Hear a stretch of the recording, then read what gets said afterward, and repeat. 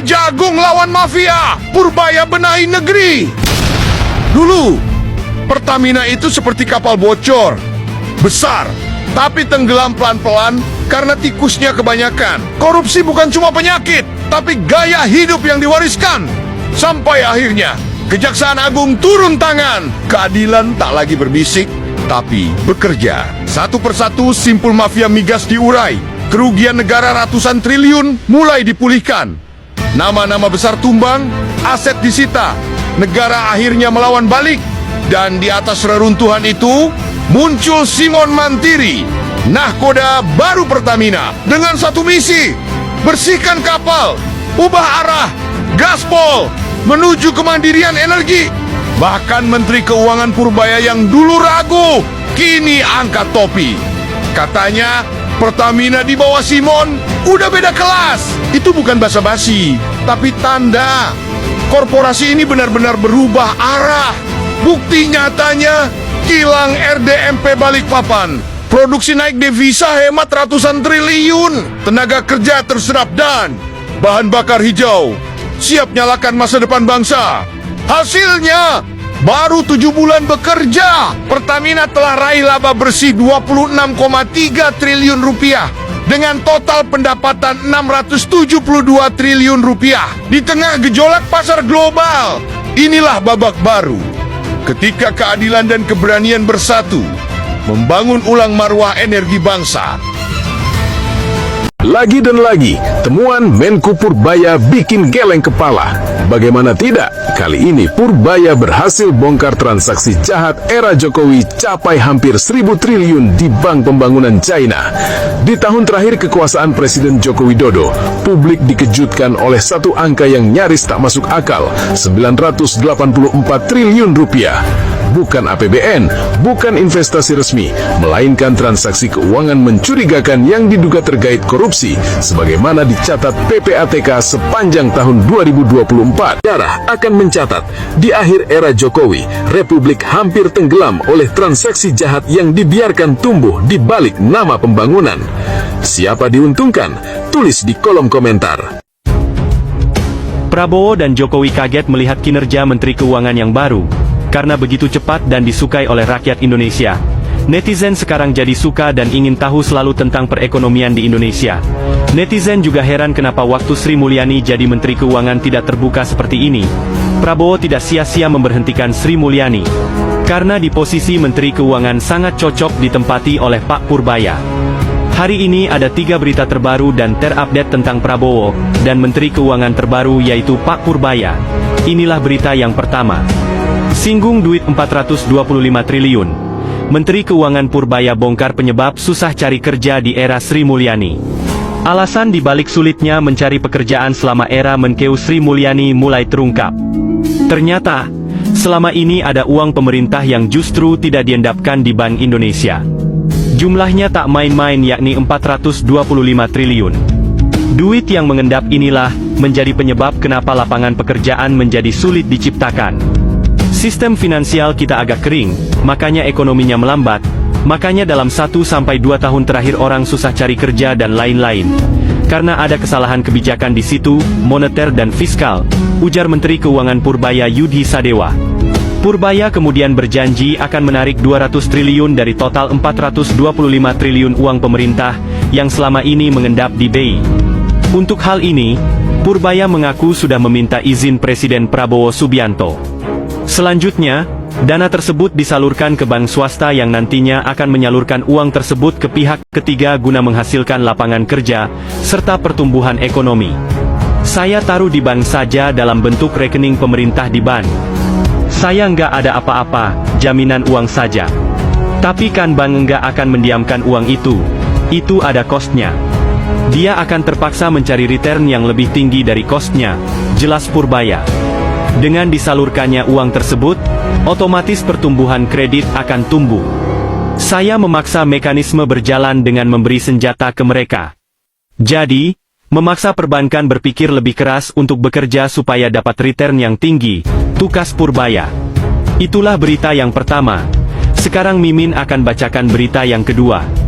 Jokowi sebut Purbaya beda mazhab dengan Sri Mulyani. Presiden ke-7 Joko Widodo menanggapi positif penunjukan Purbaya Yudhi Sadewa sebagai Menteri Keuangan. Ia mengaku sudah kenal baik dengan Purbaya. "Bagus. Saya kenal baik dengan Pak Purbaya, sangat bagus," kata Jokowi di Solo. Jokowi mengatakan, mantan Ketua Dewan Komisioner Lembaga Penjamin Simpanan, LPS itu memiliki pandangan ekonomi berbeda dengan Menkeu sebelumnya, Sri Mulyani. "Mazhabnya memang berbeda dengan Bu Sri Mulyani," kata Jokowi. Mantan wali kota Solo itu juga mengatakan bahwa pasar merespons positif pergantian Menkeu dari Sri Mulyani ke Purbaya. Kondisi itu setidaknya terlihat dari pergerakan indeks harga saham gabungan, IHSG, dan nilai tukar rupiah yang meski sempat melemah, kini kembali menguat. Hal tersebut, sambung Jokowi, menandakan bahwa investor kembali percaya terhadap Indonesia, sehingga dapat mengundang kembali aliran dana dari luar negeri ke tanah air. "Ya, tentu saja kalau pasar menerima artinya investor, aliran uang akan kembali masuk ke negara kita," katanya. Presiden Prabowo Subianto melantik Purbaya menjadi Menteri Keuangan pada Senin lalu, menggantikan Sri Mulyani. Purbaya menekankan dirinya bakal memaksimalkan belanja pemerintah. Apalagi menurutnya, geliat ekonomi di kuartal 3 2025 agak loyo karena lambatnya realisasi belanja. Menteri Keuangan akan menunjang seluruh program percepatan ini semaksimal mungkin. "Saya inginkan nanti di akhir tahun 2025, semua uang yang kita punya bisa dipakai secara efektif. Jadi, enggak akan ada sisa uang yang berlebihan seperti dulu lagi," jelas Purbaya. Itulah berita yang kedua. Sekarang Mimin akan bacakan berita yang ketiga. Gaji Menteri Keuangan bisa tembus 93 juta per bulan. Tapi Purbaya Sadewa bilang masih kecil. Pembahasan seputar jumlah gaji Menteri Keuangan tengah ramai dibahas oleh warganet. Hal itu berangkat dari statement Menteri Keuangan Purbaya Yudhi Sadewa, yang mengatakan bahwa gajinya saat ini kecil. Ia sempat membandingkan gaji antara Menteri Keuangan dengan pejabat di Lembaga Penjamin Simpanan, LPS. Saat dirinya bertugas di LPS, gaji yang diterima cukup lumayan. Namun, kata Purbaya, ketika dirinya menjabat sebagai Menteri Keuangan, ternyata gajinya lebih kecil dibanding saat ia bekerja di LPS. Yang membedakannya saat ini adalah soal gengsi saja. Berapa gaji Menteri Keuangan? Besaran gaji dan tunjangan menteri di Indonesia sudah diatur dalam Peraturan Pemerintah PP Nomor 75 Tahun 2000 serta Keputusan Presiden Kepres Nomor 68 Tahun 2001. Berdasarkan regulasi tersebut, gaji pokok seorang menteri ditetapkan sebesar Rp5.040.000 per bulan. Selain itu, ada tunjangan jabatan sebesar Rp13.608.000 per bulan. Penghasilan lainnya Menteri Keuangan adalah tunjangan kinerja. Menurut aturan terbaru, seorang menteri bisa menerima tukin sebesar 150% dari tunjangan kinerja tertinggi di lingkungan kementeriannya. Disebutkan dalam Peraturan Presiden Nomor 111 Tahun 2017, besaran tukin tertinggi di Menteri Keuangan adalah Rp46.950.000, sehingga Menteri Keuangan berhak atas tukin sebesar Rp74.925.000. Bila ditotal, maka penghasilan sebulan Menteri Keuangan dari gaji dan tunjangan adalah sebesar Rp93.573.000. Tunjangan operasional dan fasilitas menteri. Selain gaji dan tunjangan pokok, seorang menteri juga memperoleh tunjangan operasional. Namun, tunjangan ini hanya boleh digunakan untuk mendukung kegiatan kementerian, bukan untuk kepentingan pribadi. Besarannya pun bervariasi, tergantung anggaran masing-masing kementerian lembaga, dan nilainya bisa jauh lebih besar dari gaji, serta tunjangan tetap menteri. Tak hanya itu, menteri juga mendapatkan rumah dinas dan mobil dinas. Rumah dinas pejabat setingkat menteri berlokasi di kawasan elit Jakarta. Salah satunya di Komplek Widya Chandra, yang memiliki akses langsung ke Jalan Sudirman dan Jalan Gatot Subroto. Seluruh fasilitas tersebut wajib dikembalikan setelah masa jabatan berakhir. Berita selanjutnya. Indonesia makin berisiko hadapi ketidakpastian global, usai Menkeu Purbaya sebar 200 triliun ke perbankan. Indonesia dinilai semakin berisiko menghadapi ketidakpastian global, mulai dari memanasnya geopolitik hingga perang dagang. Kondisi ini mencuat setelah Menteri Keuangan Purbaya Yudhi Sadewa memutuskan menempatkan 200 triliun ke perbankan Himpunan Bank Milik Negara, Himbara, untuk menggerakkan ekonomi. Dana tersebut berasal dari saldo anggaran lebih SAL yang tersimpan di Bank Indonesia BI. Sebelum dialihkan ke perbankan, pemerintah memiliki SAL sekitar 440 triliun. Dari jumlah itu, 85,6 triliun digunakan untuk menutup defisit anggaran tahun ini, 16 triliun untuk pembiayaan koperasi Desa Merah Putih, dan 200 triliun disalurkan ke 5 bank plat merah guna melonggarkan likuiditas. Dengan demikian, sisa SAL diperkirakan hanya 138,4 triliun. Kepala Pusat Makroekonomi dan Keuangan Indef, M. Rizal Taufikur Rahman, menilai bantalan SAL tersebut relatif tipis. Pasalnya, kebutuhan rutin bulanan pemerintah dapat mencapai ratusan triliun, terutama untuk belanja wajib seperti gaji aparatur, pembayaran bunga surat berharga negara, SBN, dan transfer ke daerah, TKD.